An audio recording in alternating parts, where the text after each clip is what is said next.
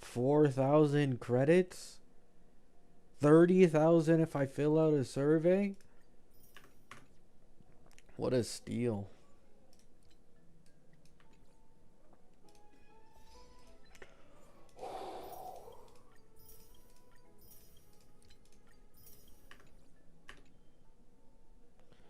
So you hate pancakes? Yes.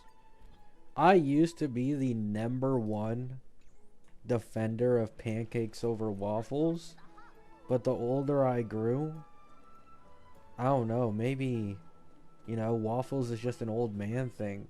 I like waffles now more. Hello. Hello, Polka Dot. Hello, Wolfsbane. We have... Wait, what? Oh, there's no reset. Oh, shit. I'm not gonna lie. I thought it was a Currency Wars reset today. But I guess not. Ooh.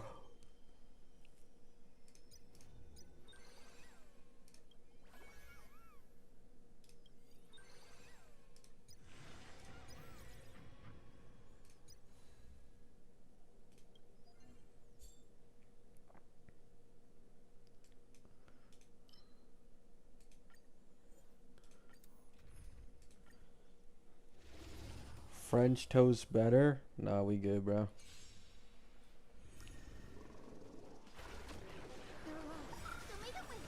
French toast is like hella overrated.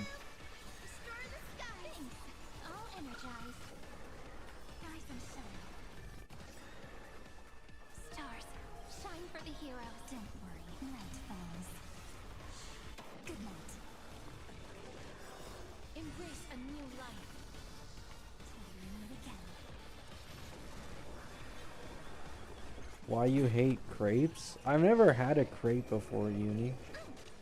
Some people were saying that in my comments, but like I've literally never had a crepe before.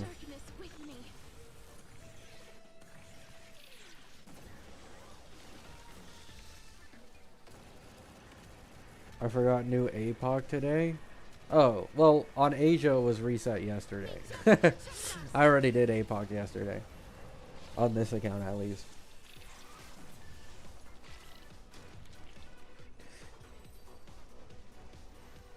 As a Twitter user, from the title of your stream, I conclude that you hate cupcakes. That's actually a very good conclusion. I actually do hate cupcakes. That's like a real thing. I just don't fuck with them.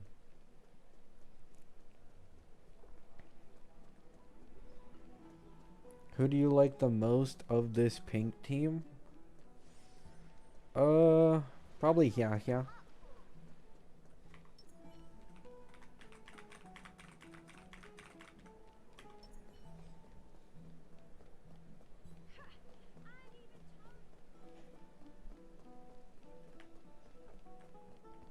I like Gabi Maru ASMR. I don't have any ASMR though.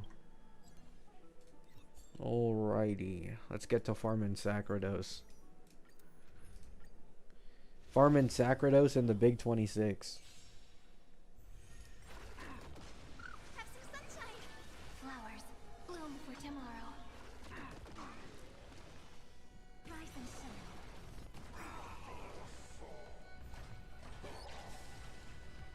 Night falls. Good night. Show me the way. Till we meet again. Stars, shine for the heroes. Dispel the gloom. Restore the skies. Embrace a new life.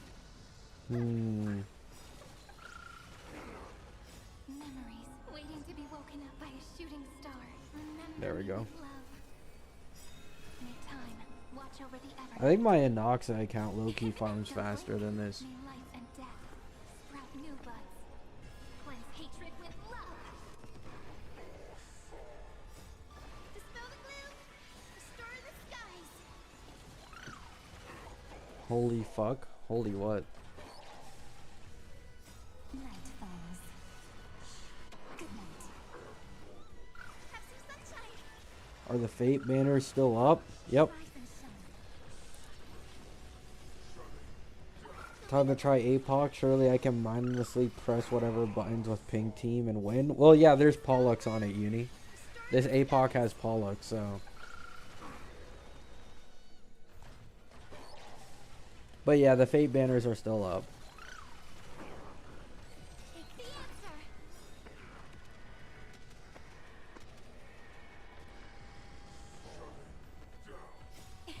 Don't blink. Rewrite destruction with me. It's not really a credible leak void, so I take it with a hard grain of salt. This is eternity.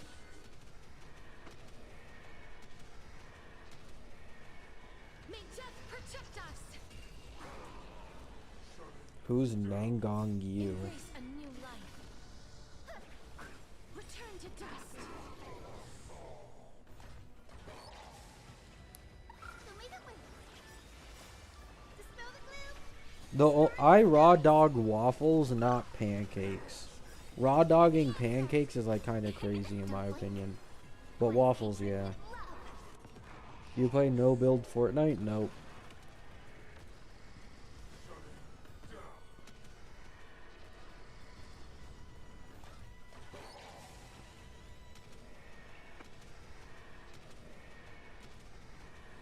May death protect us. The black-haired idol? Oh.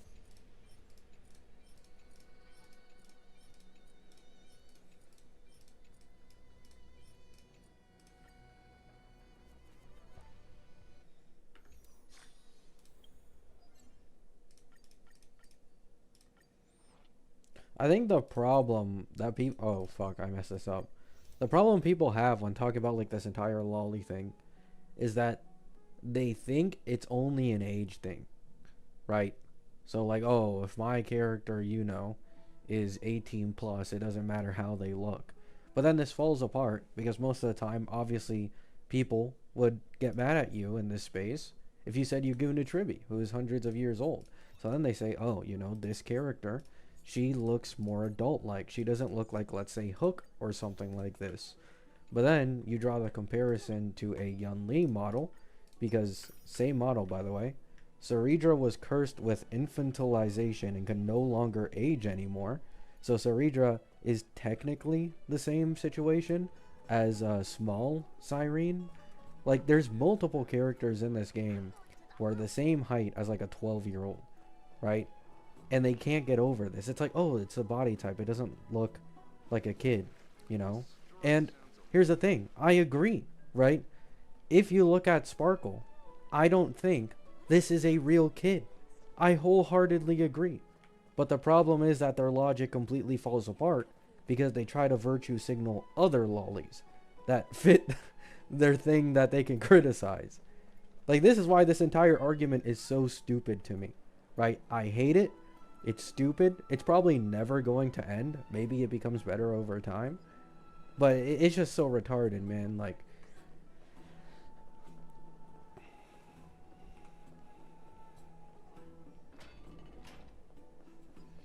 Hello, Hoyoshil Maru. Hello, Everly.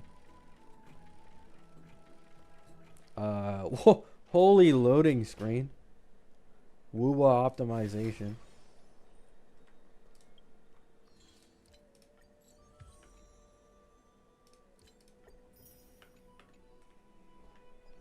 Hello, Jocks.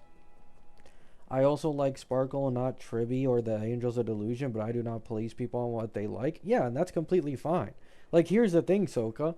A lot of people probably think I like the Angels of Delusion, right? They probably do.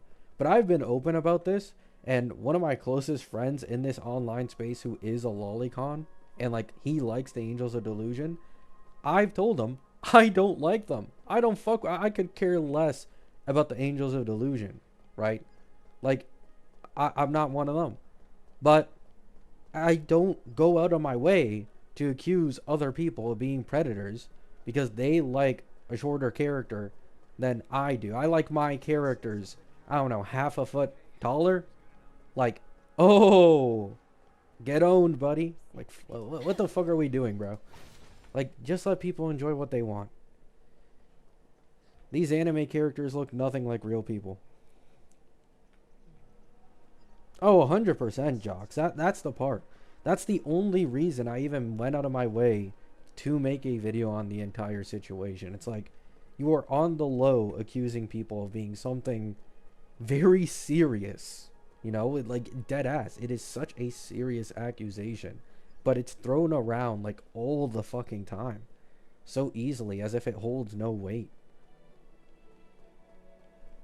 Hello, Duck Goose.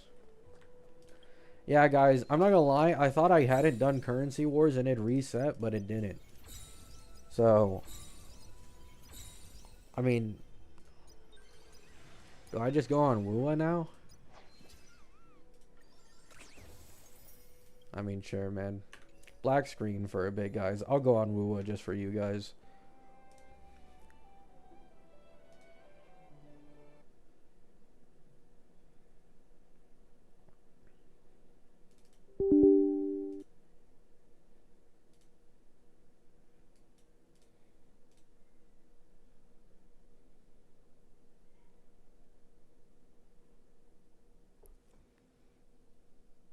Oh yeah, 100% Sanders. Yeah, I agree. We were actually talking about this yesterday. Someone brought it up like do you think people who like furries are like into real animals and shit? I'm like, no. It doesn't even look fucking similar, bro.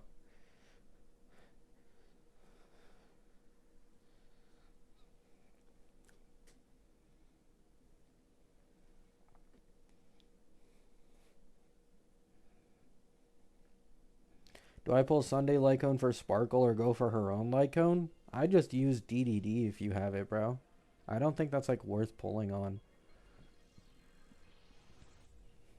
If you don't have DDD and you're running with Archer, then maybe you can go for Sunday's Lycone, but it's like it's not that crazy, you know what I'm saying?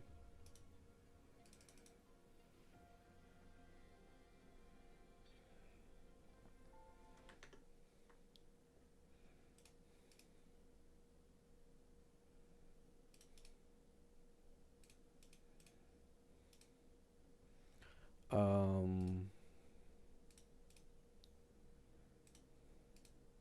okay, there we go. Nice, it's showing. I get you think for the Vice? No problem. If anything, they are self-reporting with this shit. I mean, I don't want to go that far to like accuse these people of that shit, because then it's like I'm no better, right? Like I'm just accusing randomly. But their logic is simply trash because they don't think about it, right? This is the problem when it comes to a lot of this like lolicon discussion. People don't think about it. They just download an opinion off of online. They see the common opinion that gets the most engagement, and then they never try to give it any deeper thought. It's like, let's not think any further. You know what I'm saying? More 9x poll, by the way. I already got more Nye uni. I think I like 68 soft pity yesterday off stream. She's right here. Let me see. Let me see what pity I got her at.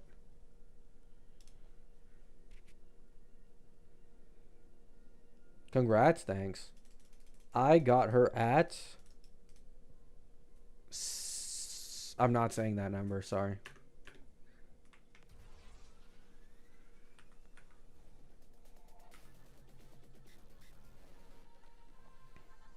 You can get Amy now. I mean, I don't know if I'm even gonna get Amy. And it's also like, even if I did, I can only hit one 5-star pity probably on the first phase. Yeah, the number you guys are saying in chat. Rip Essex Galbraina. We'll see, man. We'll see. Waffles? Waffles.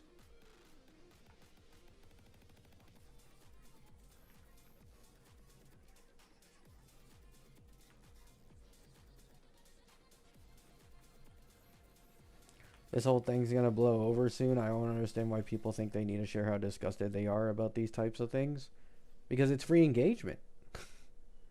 Like, he's probably making money off it. It's fine if you like strongly have an opinion, but it's like you're strongly wrong. You know what I'm saying? Like, someone's so confident in just being completely wrong and pretty delusional with their logic. It's like, I don't know, man. Like, I really don't hate Kevin. Like, I've seen a few people, like, from my comments that, like, really took my video as a shot to, like, hate on Kevin because, I don't know, they got, like, some bottled up frustration with him. I don't watch him, right? I don't really watch him that much. But I don't, like, hate the guy personally or anything. He's just, like, he doesn't know what he's talking about, you know? Like, with how big of a CC he specifically is, his videos on this shit are getting like 10,000 plus views each. It's like you are just spreading straight up misinfo, and you're being hypocritical because you play the games of these companies that you think are incredibly disgusting and make money off it. Like, the logic does not make sense to me. That's what I just don't understand.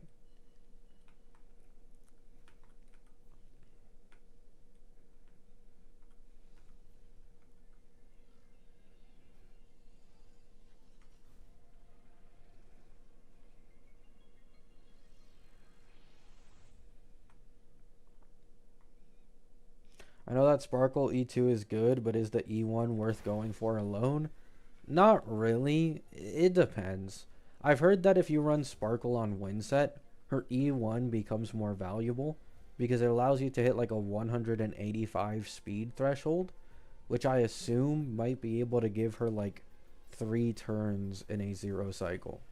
I think. That would be my guess. But unless you're trying to go for that, it's really just a 40% attack buff and making her speed thresholds easier.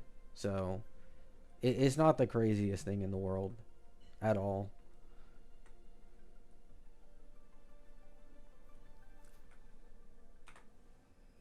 It's really a stepping stone to that E2 of 32% defense shred.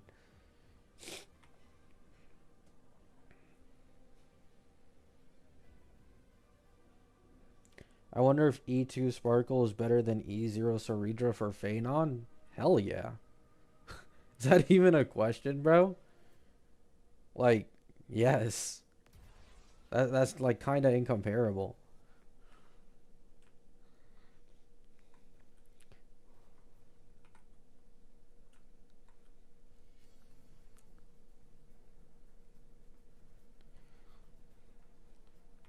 The reason people feel like Ceridra is a must pull for Phanon are people who have a Cyrene Phanon, because it increases the value of Ceridra.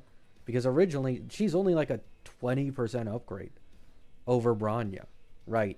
Before Cyrene. Like, people need to understand this. If it weren't for Cyrene giving another buff plus being a Chrysos heir, allowing Cyrene to enter her ult faster as compared to other characters, so like Ceridra wouldn't be in this conversation really of being worth the pull. So an E0 Sparkle who's buffed and buffs way better than Sunday, but on top of this you add an E2 where she's giving 32% more defense shred and 40% attack. Yeah, she's gonna be better than Sari. What is Sari giving you? Like 2 extra meteors? 3, 4? Actually, no, 3 meteors if Phanon is E2, and 2 extra meteors if he's E0. Like, okay. Who cares when a Sparkle is buffing your overall damage by like 50+% more?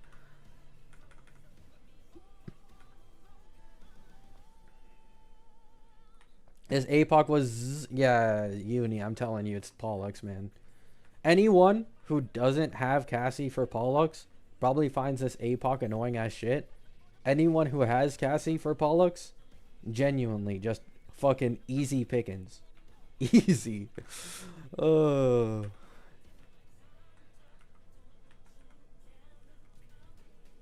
The power of shield teams, yep.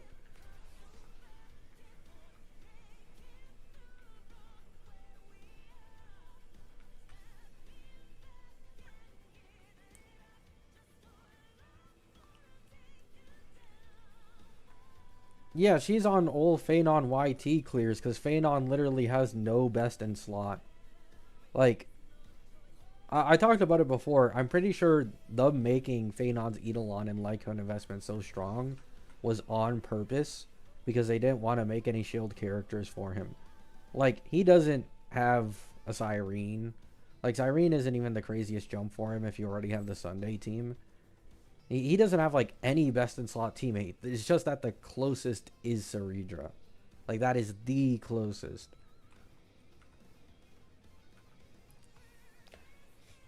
In my opinion, I still stand by my old take.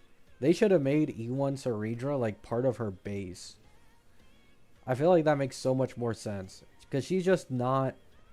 I don't know. I don't think she's, like, the strongest in terms of value. But if her E1 was closer to base kit, it would have been so much better for Phanon.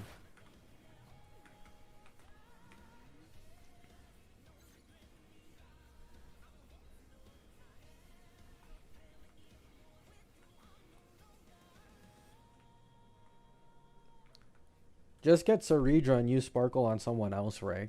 Like, that's what I'd really recommend. When you take into account opportunity cost, because of how insanely strong buff Sparkle is, I'd say get Sari, run Sari Cyrene with Faye, and then use buff Sparkle on another team for tackling endgame content. Maybe you can invest in Sparksy. Maybe you can even use her with Archer, right? Like, you can use her anywhere, man. She's basically the new age Sunday, right? Like, she's not really meant to be best in slot for anybody. Well, kind of Sparksy, right? Or an Archer. But, like, she's so general because it's just strong ass buffing and SP positivity that you can basically slot her in almost any team. I actually recently saw a video of someone replacing Sunday with buff Sparkle for Aggie, and they got a 4 cause 0 cycle against Cocolia. That's all I'm gonna say. Okay? That's all I'm gonna say.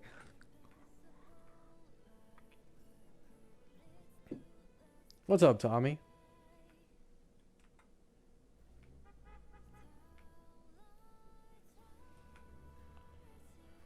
Remember when you thought Sari would be able to give Phanon a second meteor every time he uses it? Yeah.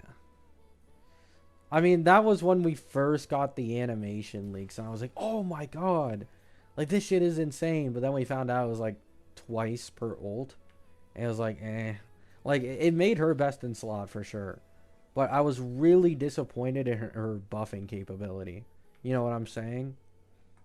It's kind of similar to a Yuno situation where I was disappointed in Yuno because I was more so looking forward to her in terms of being like a limited heavy attack buffer as compared to just doing damage and being slightly best in slot because of that. That's exactly how I feel about Sari. It's like, fuck. Like, you could have been something incredibly special.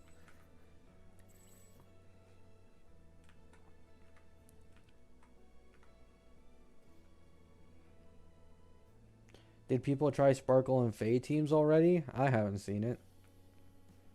I have seen them try it in Acheron teams. It seems like she's now the new best in slot Harmony for Acheron. I mean, even before it was close. So, now with the buffs for sure. And the SP positivity means you no longer need to be scarce on the Acheron skills. I wonder when they're going to do an Acheron Nova Flare. Like, there's no way they leave Acheron behind. I highly doubt it. Acheron has to be at least as popular as Firefly. In terms of, like, active players and people who invested in her.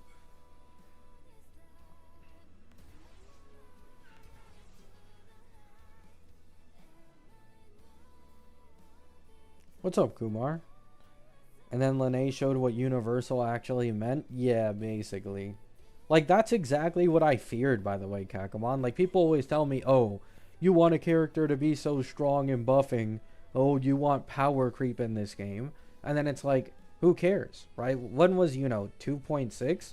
3 patches later in 3.0, we do get power creep, right? Like, Lene isn't at all caring about, specifically Augusta. Yet her paired with Mornai is competitive in an Augusta team with SK, right? It's like, this is why I say the things I do.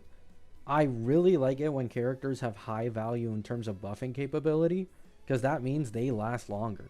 They have like a niche longer as compared to, I don't know, someone making it up through like damage or something. It's not like pulling Yuno's gonna break your account or anything either, but it's just, I'm a little disappointed, right? Personally.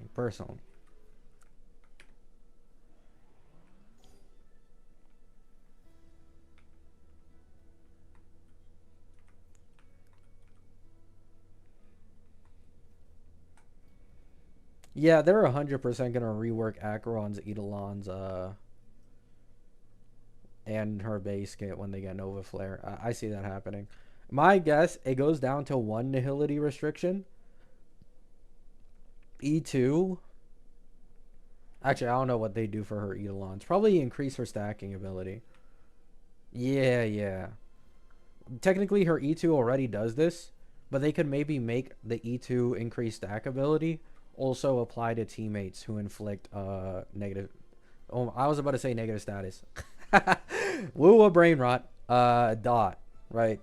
Like, you can do the same thing with her teammates, and then this would make her really strong.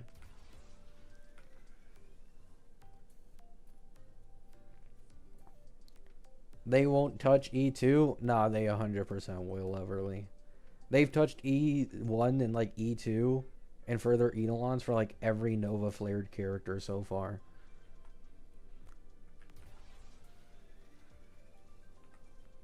And it's pretty clear that the double Nihility restriction at this point just holds Acheron back for no reason. They'll change Acheron E2 if Sparkle will have 100% AA. Well, maybe, but they buffed Sparkle so insanely to the point it didn't matter anymore. But I don't think this is the same situation. Like, the Nihility restriction is just useless on Acheron at this point. There's no reason to have it. Even if, like, there's literally another Emanator in the game who only has a 1 erudition restriction, which is like Herda. You know what I'm saying? So, I don't think they'd have an issue at all with Nova flaring her kit, changing the Eidolons, and making it like a 1 Nihility restriction in base kit.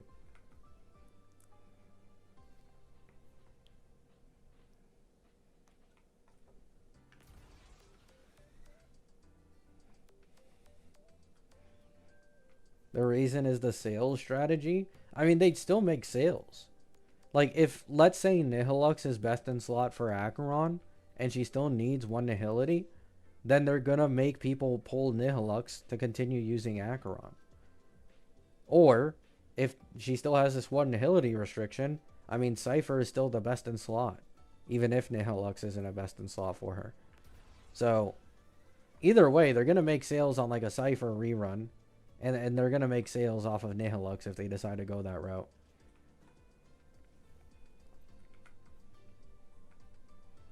And they're going to make sales off of probably buff Sparkle. Because there's a lot of people who don't think the same way I do. They're probably putting Sparkle on other teams or ignoring her. And then it's like Sparkle's the best harmony with her. Alongside, let's say, Nihilux. And it's like, oh shit. Oh boy. You know what I'm saying?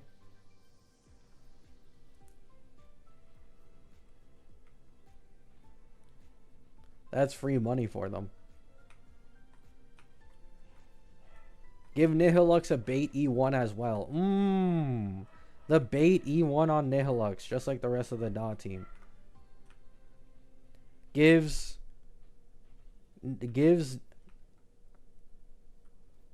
33% res pen. What do we think about that one? 33% res pen on the Nihilux E1.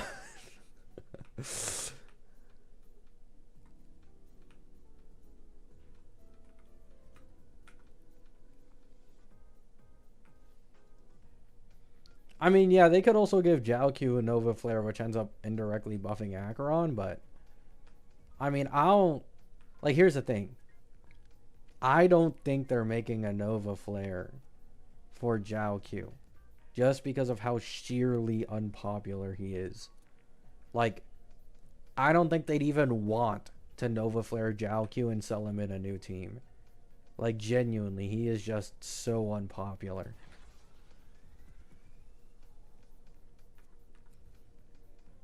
It would be cool if I was proven otherwise, but I really don't think I will be.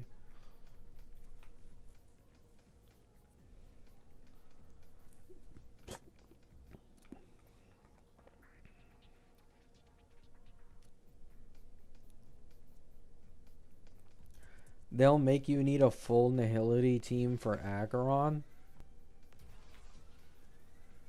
I mean, that's kind of backwards, no?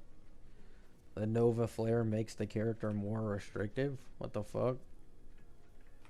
Wait, actually, this applies to Jingliu. Okay, maybe. Maybe you have a point, maybe. So what would be the team like? Oh. Oh shit. Acheron, Heislands, Nihilux, Sustain. I'm not gonna lie, I could see that shit happening, bro. I could see that shit happening.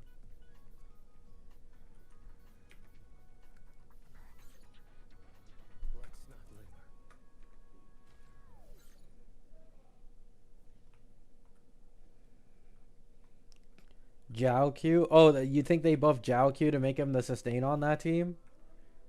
So Acheron and Jiaoqiu get Nova Flared at the same time. Jiaoqiu gets the healing kit everybody's been praying for. Acheron becomes the main DPS. Heisland's the sub DPS. And then Nihilux is the third slot support. Oh, cook. Cook. Everybody in my chat are Hoyo devs right now.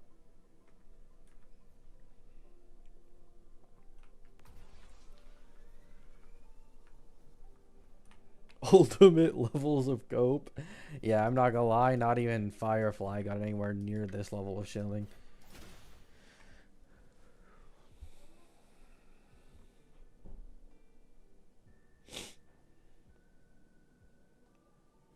You still playing ZZZ? Nope.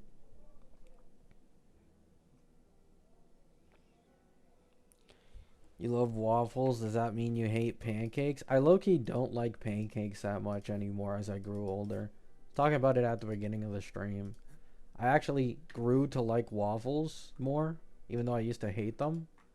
And then I grew to hate pancakes, even though I used to love them.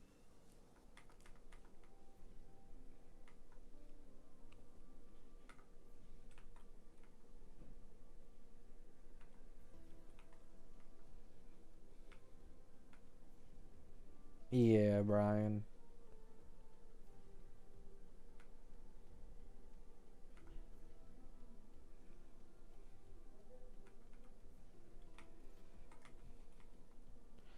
You gotta grind it enough? I was just tired. Playing too many gachas.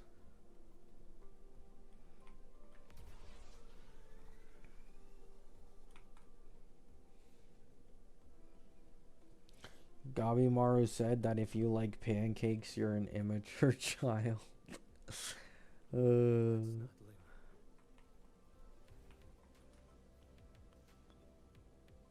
can Phanon get all sparkle steaks? What do you mean?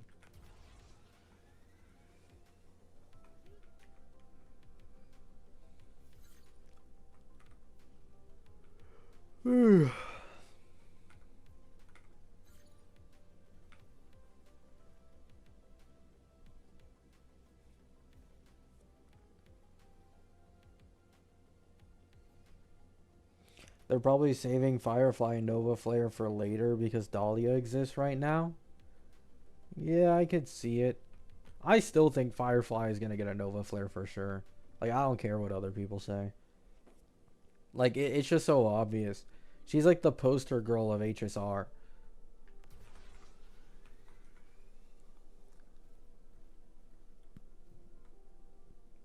Nice, Butterbean.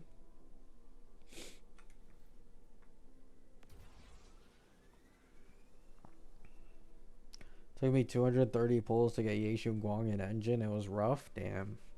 Tough.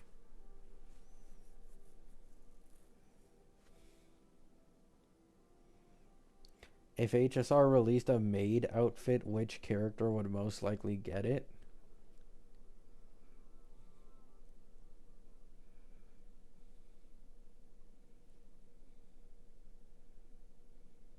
March?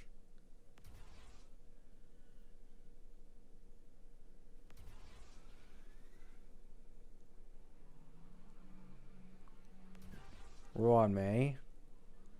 I think March would probably be the most likely.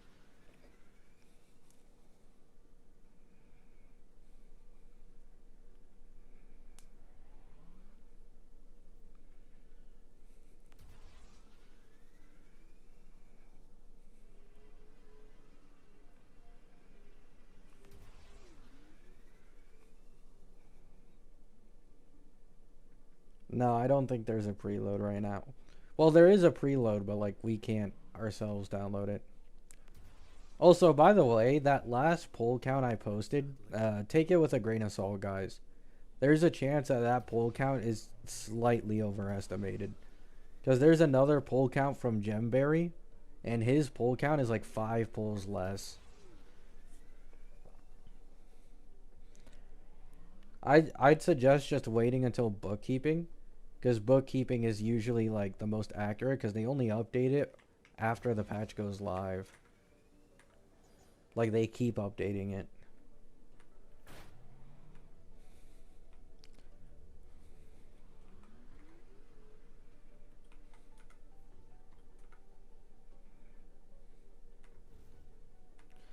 I already used it to dunk on a Twitter bro who claimed Lua 3.1 is 150 free to play. Well, it's not gonna be more.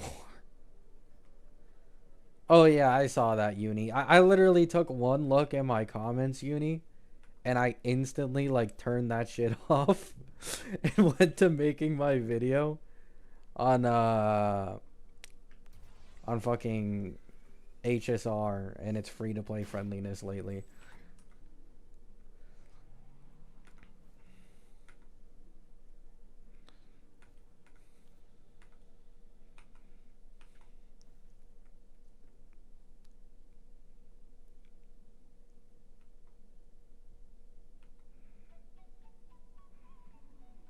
What do you think of the ZZZ Angel of Delusion drama? Well, I don't really like pancakes, and I prefer waffles, so.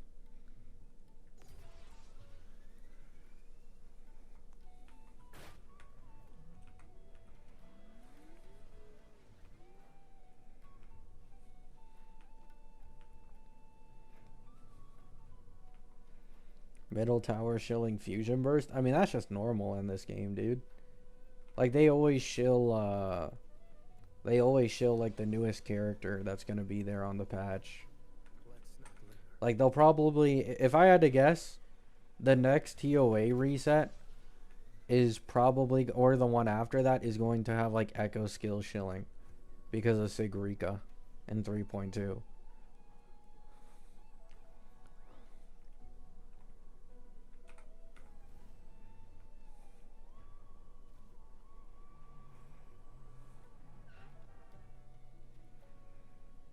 I got more 9 Linnaeus. Is that good enough for Ameth? 100%. That's really good.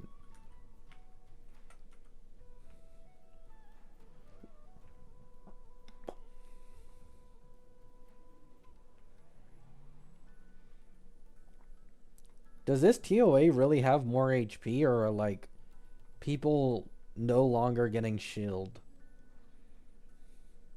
Or like maybe the enemies are just more annoying? Because I have seen a lot of people say that they find this TOA harder already. But like a lot of the times it's really just personal like reasons or account reasons.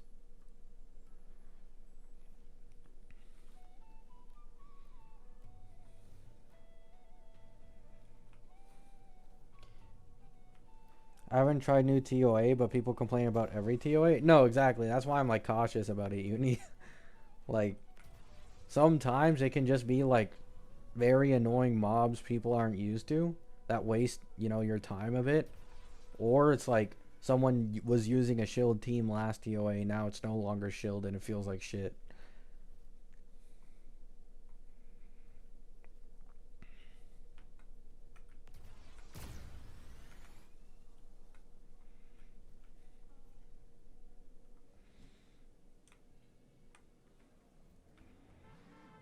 It's the same shill as last time.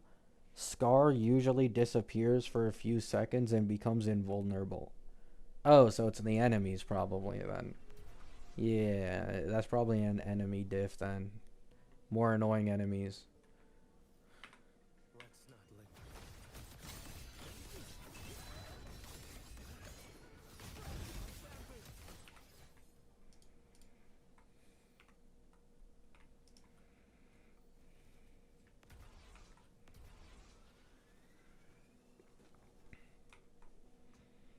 That's understandable, Brian. I try to mitigate my low spending to monthly pass these days as well.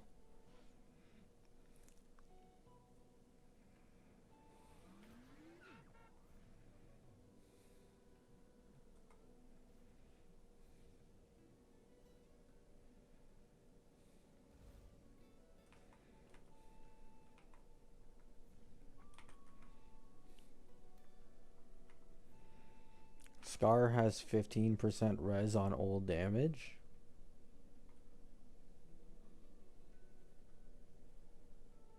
Is that normal? Or is that just a Scar thing?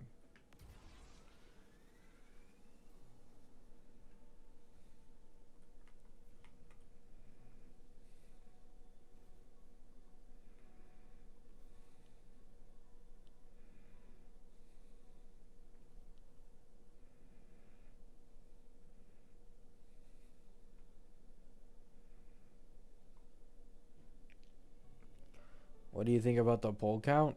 It's good. People were overhyping it though. Like I said, people were saying this shit has the most polls in a patch since fucking the original patch. I've already talked about it before like 2 or 3 times on streaming Rokumata. Like it's just obviously disgusting. It's not even a drama. Like it's just absolutely disgusting. I even heard that he just kept his stream on for like half a day until he got banned, and he just kept like nervously making up excuses non-stop, and he kept digging the hole deeper by providing proof on stream that he in fact did see that shit and watch that shit, because he checked like his recent history on his notepad and it showed that he'd opened it purposely and tried to click on it. Like, he's such a fucking retard, man. I mean, I didn't know who he was either. I genuinely didn't know who he was. I only found out because of this entire shit going down. Like, 99% of people probably don't even know who he is.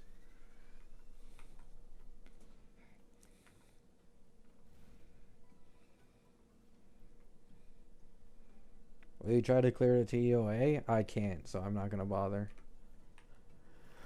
I don't have enough DPSs.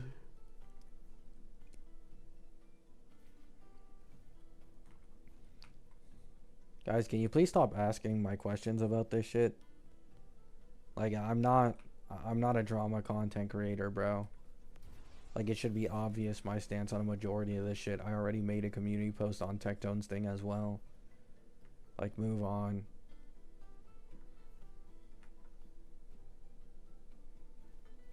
Let's not linger.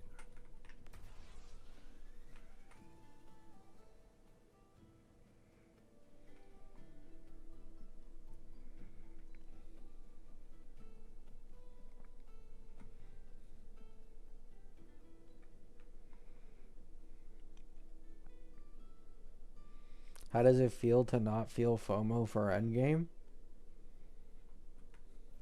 I mean, pretty good. In HSR, I always feel FOMO because, like, I quite often find myself wanting damn near every character. But in WUWA, it's, like, pretty good. Because I really don't care about this game's endgame. Like, I was looking thinking about it recently, and it was like, what if I just skip 3.1? Because I was thinking about it, and I was talking with my stream on this yesterday when I was like playing Fortnite for a bit. Um, I've kind of realized one of the biggest issues I have with WUWA, and I purposely didn't make this a video because, you know, it's like, oh, I make fucking 10 HSR videos, come back and it's a negative WUWA video. I have like no attachment to almost all of WUWA's characters, which makes it very hard for me to feel FOMO or care about them. Like, the only reason you guys see like me folding and shit, it's not even really because of the character itself. It's just like I'm bored, right? I want to gamble, I want to spend my fulls. But when it comes to characters that I feel attached to, I think the only two characters I care about in this game are Frolova and Cart. Those are truly the only two.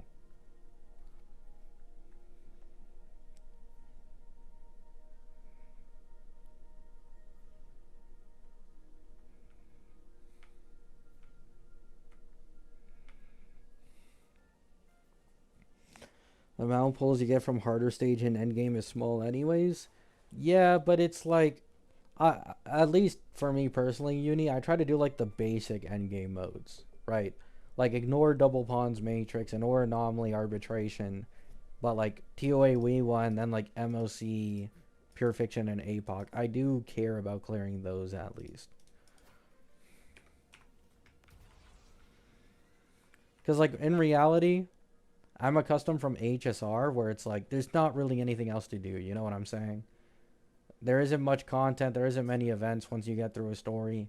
The main content just kind of does become the end game itself.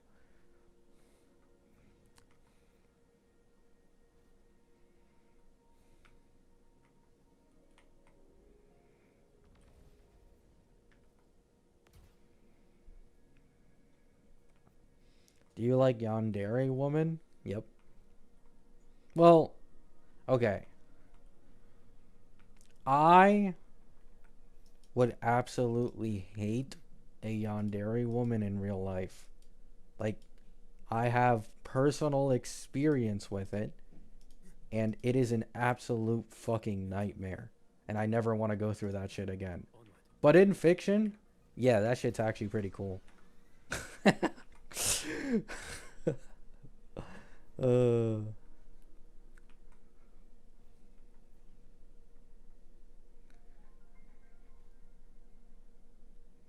I thought you'd be a Jin Shi fan. I mean, it's been so fucking long since Jin Shi's been in the story at all that I've basically forgotten about her at this point.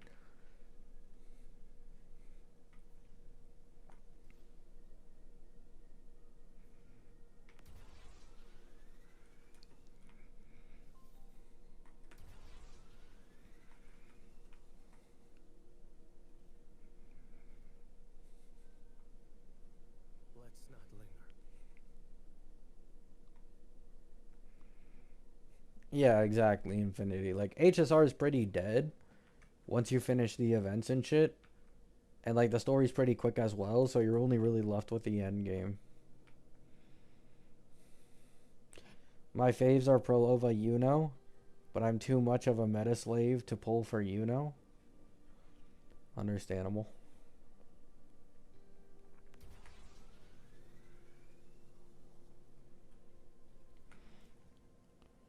Bua doesn't really have deeper narratives with characters. I mean, the characters are just gone so fast is the problem. There's only a few exceptions. Like, Cart, the reason why a lot of people... Like, Cart's the most pulled character in the game, right? Cart's the most pulled character in the game as a DPS, which, by the way, is incredibly impressive. Like, most people really love Cart. I don't know, maybe she has, like, the most popular subreddit out of all these characters for WUWA. And it's like for a reason. Like, Cart was built up and was still active in the story after her release patch. You know what I'm saying? Like, because of this, so many people had been so hyped for Cart and like absolutely in love with her because like she's constantly there. She has importance even if she isn't the main character or anything of the story, right? So Cart had all this hype and shit. As compared to Ameth, I don't think Ameth is anywhere near as popular as Cart. I don't think it's even fucking close. And it's all because of the shift in direction in Wua's story of basically hard focusing on almost exclusively one on-banner character for the story. And then when their banner is gone, they like basically disappear. Like their importance is negligible. You know what I'm saying?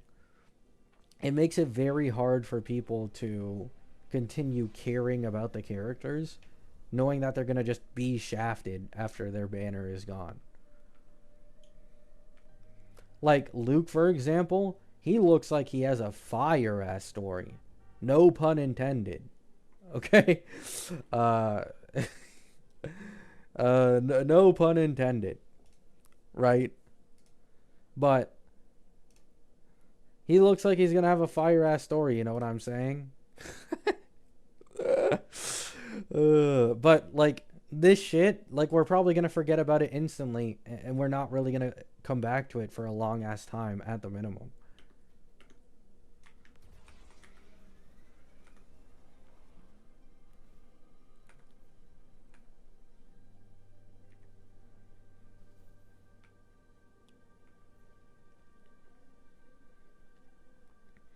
And from the live stream, we basically have hints that they are doing exactly what they did with like Galbraina, with Sigrika, right? Like it's likely we will only interact with Sigrika maybe a little bit at the end of Luke's main quest, and then we'll have to wait until 3.2 to then get Sigrika's story. And then after that's done, we're probably never gonna really interact with Sigrika that much anymore. It's like this constantly reoccurring pattern is like I can't get attached to the characters, bro. I just can't.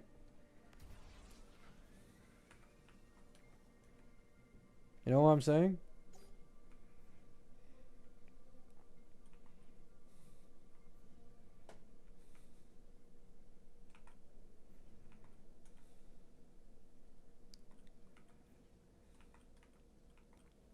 Like I dead ass say, I probably have more attachment to Aggie than probably any Wua character, which is insane to say, because Aggie isn't even in probably like I don't know my top 5 of characters I really like from Amphorius. My top 5 is probably something like Phanon, Anoxa, Cassie, Hyacine, and then either Trivi or Mide.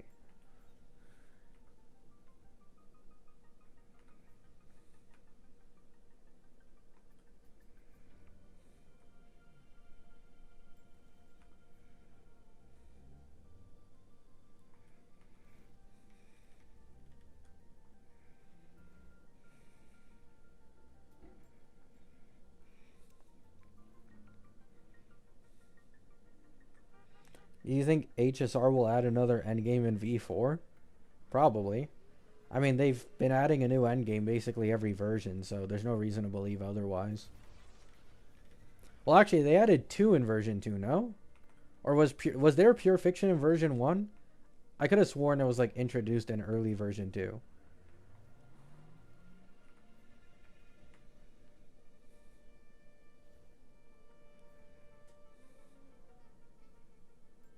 Maybe I'm wrong though. Maybe it was late version 1. Oh, it was late version 1? Okay, okay, my bad. So they had pure fiction for version 1. They had APOC for version 2. And they added anomaly arbitration in version 3. So yeah, they're probably going to add something else.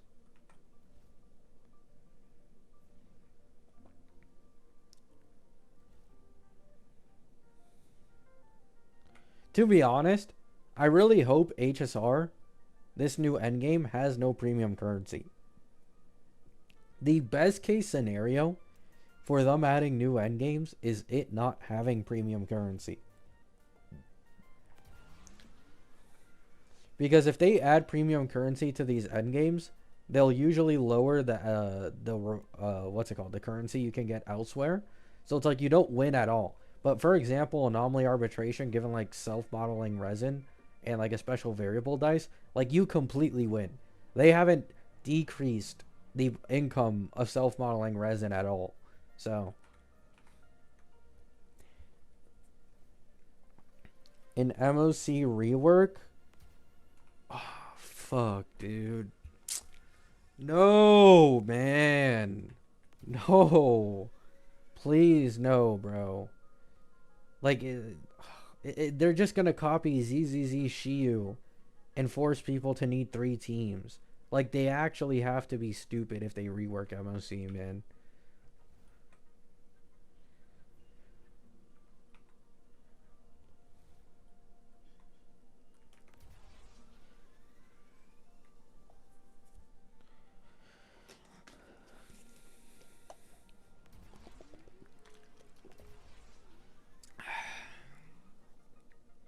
Point-based HSR system. I mean, that's just pure fiction.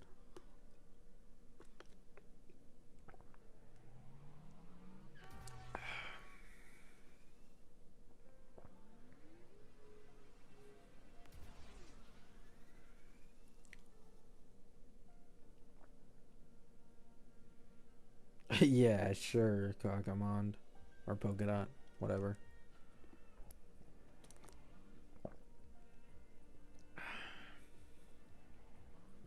Water.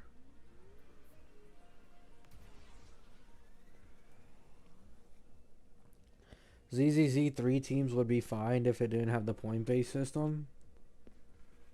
I mean, the thing is, HSR's endgame content is already significantly harder than ZZZ's, which is like natural because the game is older. But like, I just don't want 3 teams, bro. Like, keep it 2.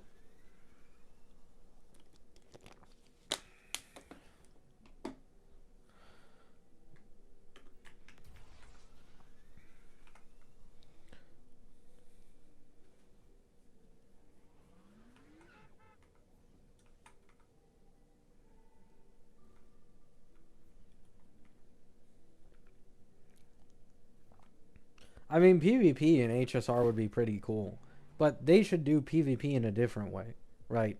Like, the PvP in HSR should be people fighting each other on similar investment levels, probably taking into account the cost system and seeing how well someone can clear a, floor of something better as compared to their opponent.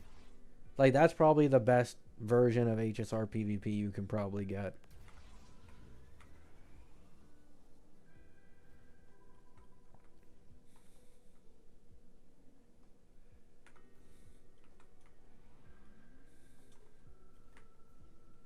And it would, of course, have to be multiple rounds.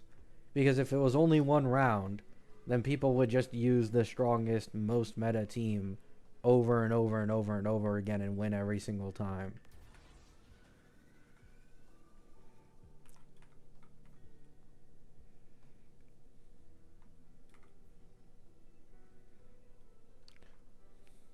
I'm fine with PvP if, like, enough safeguards are put in place to make it fun for everyone and not just a complete whale fest. Like Poke Tournament? Yeah, probably.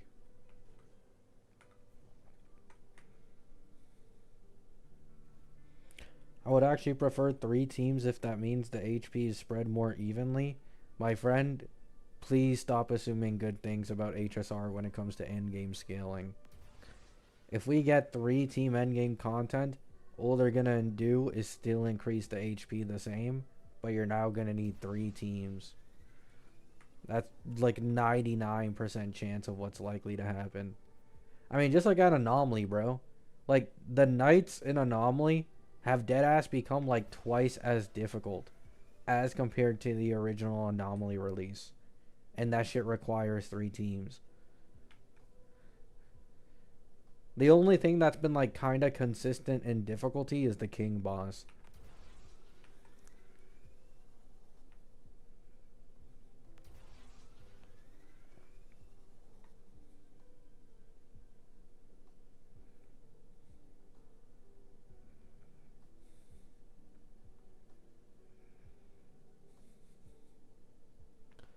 Is it one night stage, two MOC bosses, and HP? Not sure, to be honest. I'm not a big AA guy, so.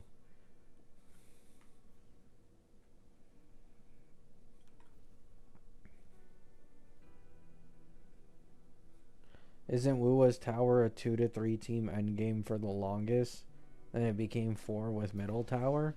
It depends. Well, yeah. So you usually dedicate one team on one side tower, another team on the second side tower, another team for the first two middle floors, and then another team for the last two middle floors. That's like the intended way to do it. But the first two or three side towers are soloable by like 4-star characters. So in reality, it's closer to like 3 teams.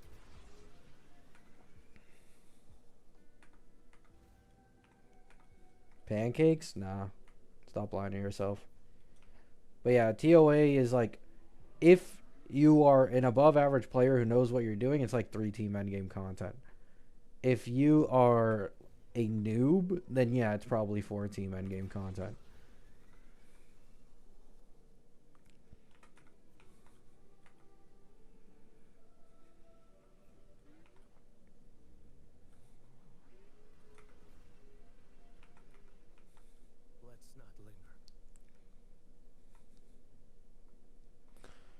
When they give free Kafka, is it worth it to invest in the dot team? Well, yeah. When it comes to getting Kafka from the selector, it's not about if she's like worth it, like she is, and then you only need to pick up like a Heislands and Cyrene or a Heisland Swan, and you have a fully working dot team that's tackling endgame content. The entire Kafka thing and why people don't really talk about her is because Buff Sparkle's there, right? Like Buff Sparkle is an absolute fucking Buff Sparkle right now basically has the same value that Sunday did when he first released. Like her value is that tremendous from these buffs. So it's like 99% of people are just fully ignoring Kafka because they're not even giving it a second thought when Sparkle's right there. What does E1 Kafka do again? I believe enemies take 30% more damage from dot.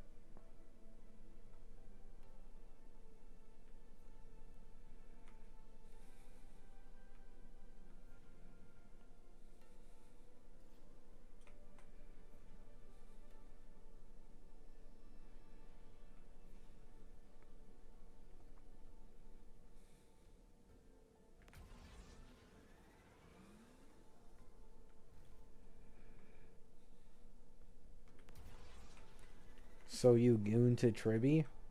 Yeah, bro. E2 Sparkle or E0 Kafka? E2 Sparkle. Will Heislands get a rerun on 4.0? I don't think it's confirmed.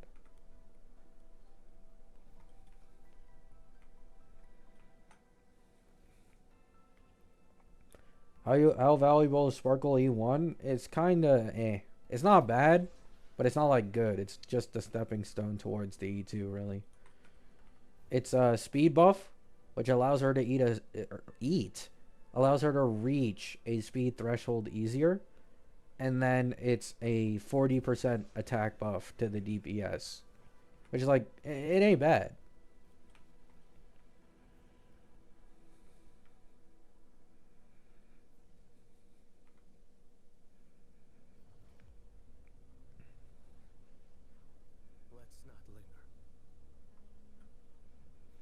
Isn't vulnerability a low quality multiplier with pure fiction and APOC giving a ton of them? No, I don't think so. You can still get value out of vulnerability still.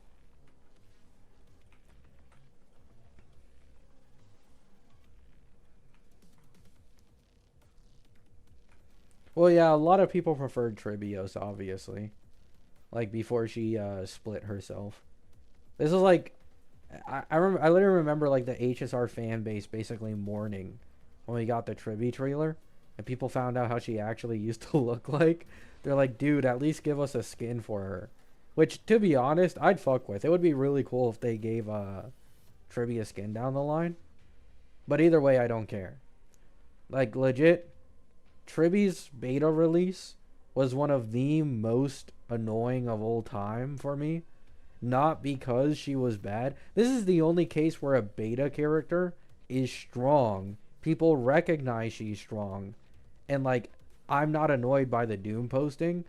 99% of people that were coming to my videos of glazing Tribby value or my streams were people trying to, like, get mad at me that Tribby's meta and they don't want to pull her because she's a lolly. Like, dude, I don't care, man. Just don't pull. I had to deal with that shit for like weeks, if not months on end. It was so goddamn annoying. It's like, yes, you know, Tribios, so beautiful. Tribby, so mid. Like, I get it, man. Do you still play Bleach Soul Resonance? Yes, I do. I'm playing it every day. Do you see the Kenpachi buffs? I did. It seems like he's closer to the level of Geen now, which is nice.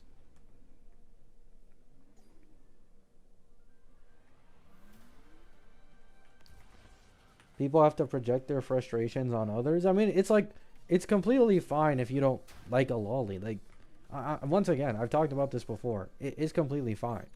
But, like, what do you want me to do about it? Why are you coming to a content creator that strictly talks about, like, character meta value and being like, I don't know what to do, dude. Like, this isn't really the characters I usually pull that I fuck with, right? Like, do you need to goon to every character you pull to justify pulling them? Like, I don't know, man. Like, I am, like, to many people, a prestige 1 gooner. And 99% of the pulls I make on games, I don't do it to goon to the characters. Like, is this like a real dilemma people have? He goes crazy in the new endgame reset? Yeah, I've seen Kaji. I currently have... Okay, I can afford Kenpachi plus Stamp, and I probably will get it. However, like, right now, I'm on 70 pity on the character banner, and, like, 4 on the weapon banner. I don't even have my monthly pass or battle pass right now. So when I do that, I'll instantly go up like another 15 or 16 pulls, and then I'll grab them. I'll just get the corridor stamp over time. My Geen's weapon, or sorry, core stamp is almost at Ascension 5. Geen is the character I've been having the absolute most fun with. So I'm like, I'm dedicating a lot to this guy. But my luck farming for like his normal stamps have been fucking garbage.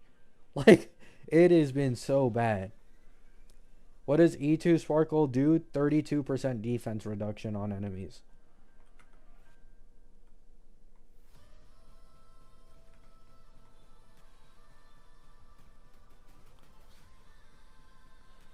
I know it's out of topic, but I'm trying to buy a new laptop to play WUWA.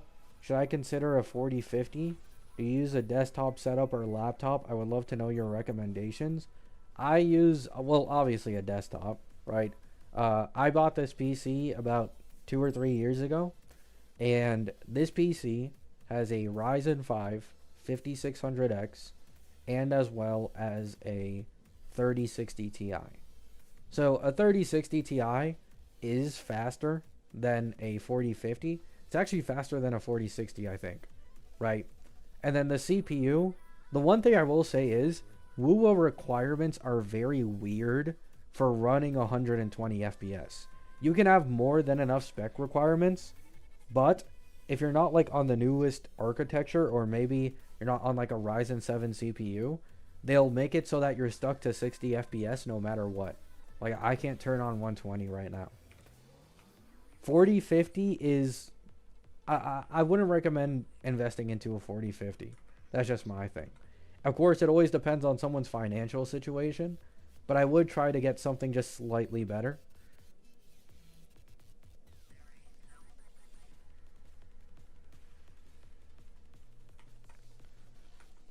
Because, like, I myself have some lag issues sometimes with WUWA, especially in WeWa sometimes with the spawns, it lags like crazy. And I'm on the 3060 Ti, which once again is like stronger than a 4060, which is noticeably stronger than a 4050.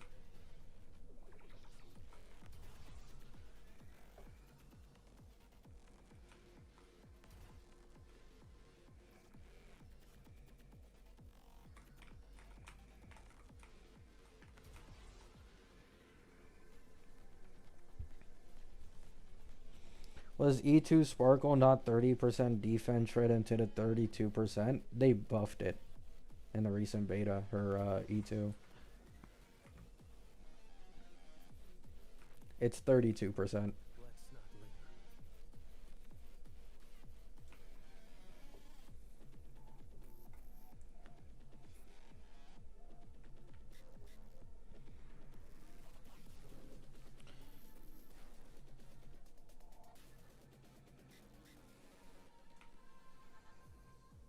Ping problem in Wua is annoying? Oh, for sure.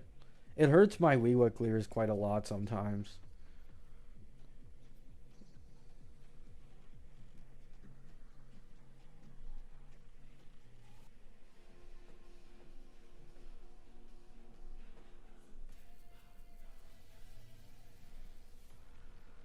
I think a 1080 Ti is probably weaker than a 4050.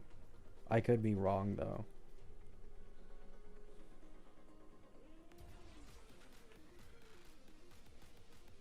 And it's like, can anyone even find a 1080 Ti anymore unless it's used? Nice, Polka Dot.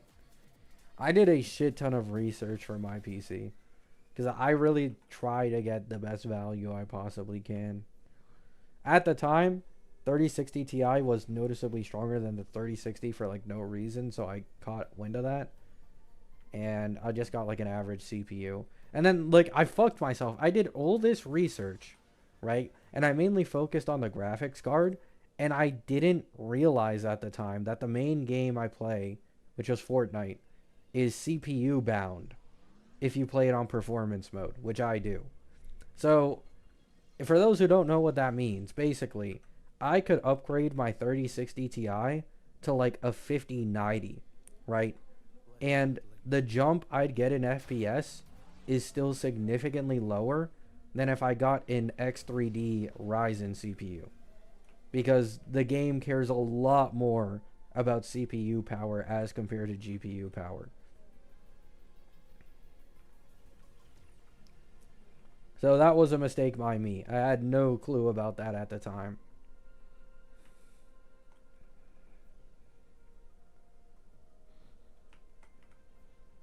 $3060 Ti benches higher than the 1080 Ti. Oh yeah, I already know that.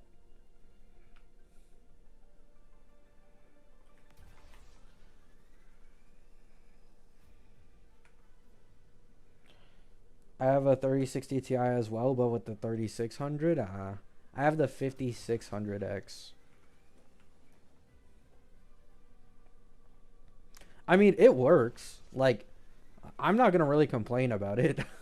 You know, I've been able to make content off of this PC. I can stream games even if the FPS isn't consistent for me. Like, it's good. It works. But it isn't the smoothest experience in the world. And I have to say, like, maybe this is just something natural that's happened over time. I feel like game devs have gotten a lot lazier when it comes to optimizing their games. So, like, you'll often find games being like sometimes 200 gigs, 200 gigs plus, and the graphics aren't even amazing, yet your FPS is terrible. Like, instead of graphics improving while hardware improves at the same time, it feels like the last few years have been just like, oh, we expect you to get better hardware without us putting in as much effort to optimize the game, which is so fucking annoying. Oh yeah, Kakamon. Low key, I am happy I am on DDR4. Like, if anything ever happens to my PC, because it's a DDR4 PC, I don't have to deal with these bullshit prices. I can just get like 2 new sticks of RAM for like 100 Canadian. When I looked at the DDR5 prices and saw like 500 plus, I was like, oh my god, man.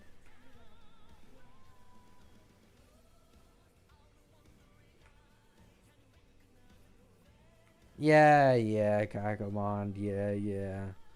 Oh, for you? Oh, oh. Look at the billionaire in chat, guys.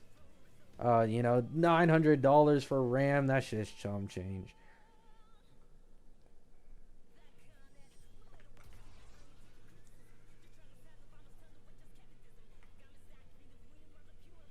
I had waffles for breakfast. Absolute W.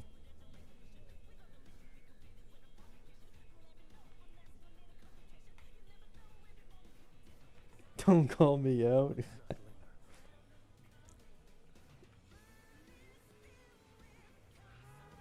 How many watts does your PC take? I don't know.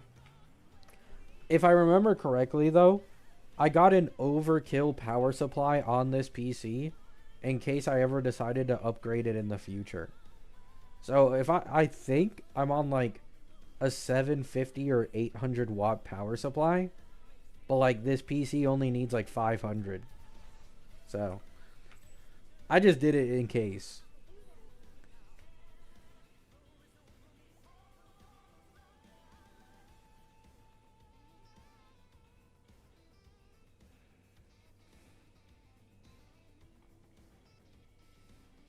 Didn't Sparkle's E2 defense shred go from 4x8 to 3x10?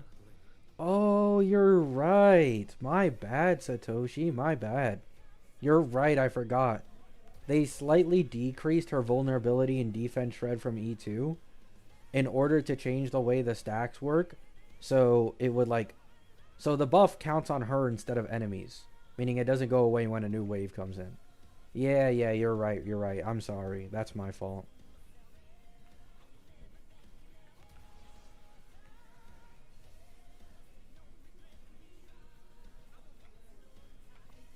I forgot, guys.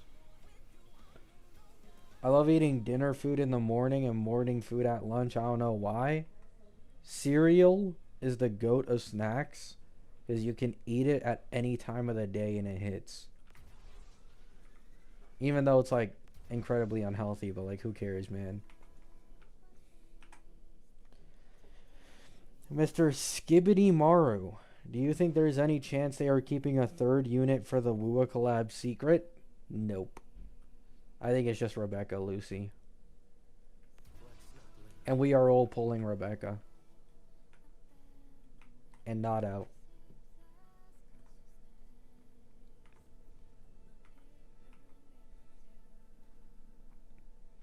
Cereal is the HSR of breakfast? What does that mean? Oh, because of convenience. True. HSR should give Jingliu a Nova Flare too. They buffed her just for her to become bad again. I mean, yeah. I'm not gonna lie, this is the issue I take with the Nova Flares for the DPSs in HSR. I literally said this, right? DPS Nova Flares, if you don't make the characters on the same level as the characters in said version, they will just have the same problem after only like half a year, right? Because there's a little more HP inflation, there's a little more power creep, and now they're right back to where they used to be anyways. So, like, support buffs from Nova Flares, it doesn't make sense to me, right? Like Silverwolf, Sparkle, when they buff supports through Nova Flare, they make them so fucking... Like, it doesn't make sense, right? They're busted, bro. But the DPS Nova Flares are like, eh. You know what I'm saying? It's like, eh.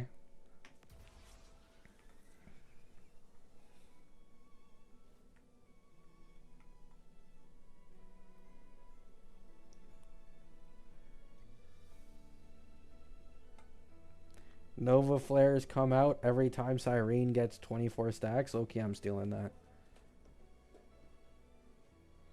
Wait, let me take a screenshot. Alright, thanks for sponsoring a future community post.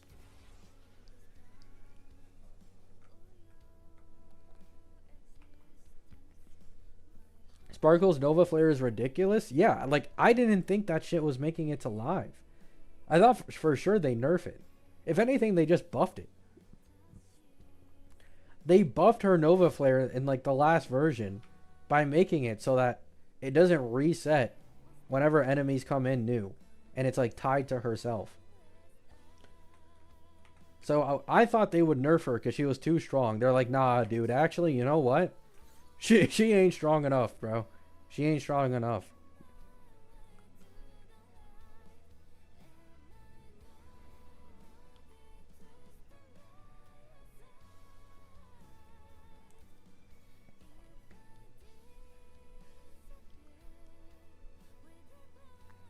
Isn't Jingliu Nova Flare weaker than a Sireneless Maide? Jingliu Nova Flare is probably weaker than a Sireneless everybody. Even Herda probably.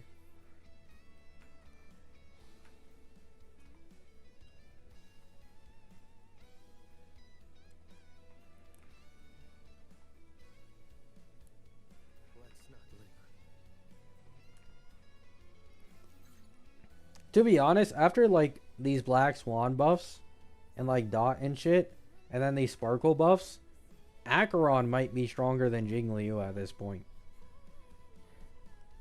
And she hasn't even received a Nova Flare. Or any like direct team buff. They're all basically indirect.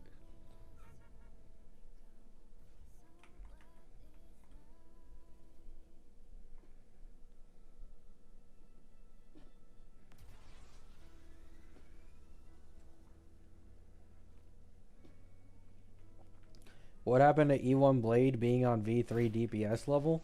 You just answered your own thing. That's Blade. It's not Jingliu. E1 Blade was my day DPS level before they all got Siren. Like that was a fact. It's true. And Blade was better in pure fiction than my day. So it's like they both had close value. But then they got Siren and it's like, "Oh, okay."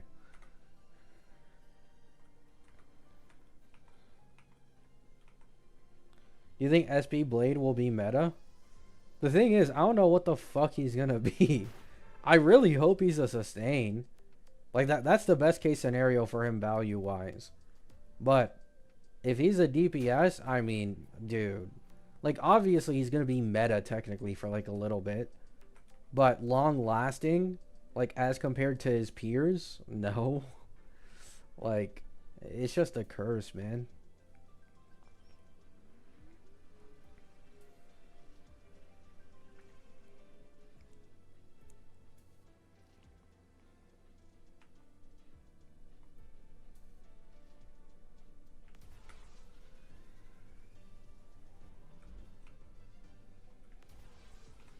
Yeah, I always thought Blade being a sustain just made so much sense. And it made even more sense because of like the way Aha works and the elation path. Like it would be funny, you know, the guy who wants to kill himself, has been trying to kill himself his entire life, is a sustain, tanks damage and just can't die. Like it fits. But I don't know what he's going to be, bro. I have no clue. If 3.1 is truly like an only La Mancha patch, which we'll find out soon after the live stream, then Blade's probably in 3.3 with Nihilux.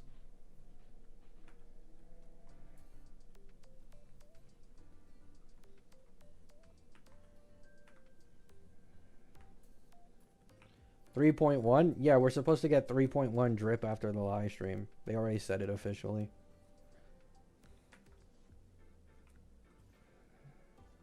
Oh, 4. Yo, chill, guys, chill. Chill.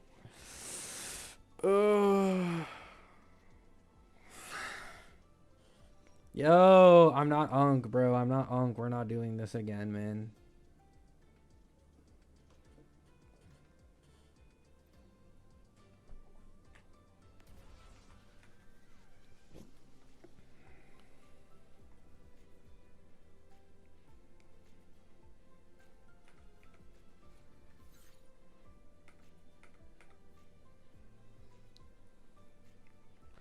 Alright, chat. It was a quick stream. Your boy's gonna log off now. He's gonna watch the rest of season 1 of the Reincarnated as a Seventh Prince. Hope you have a great day. Hope you have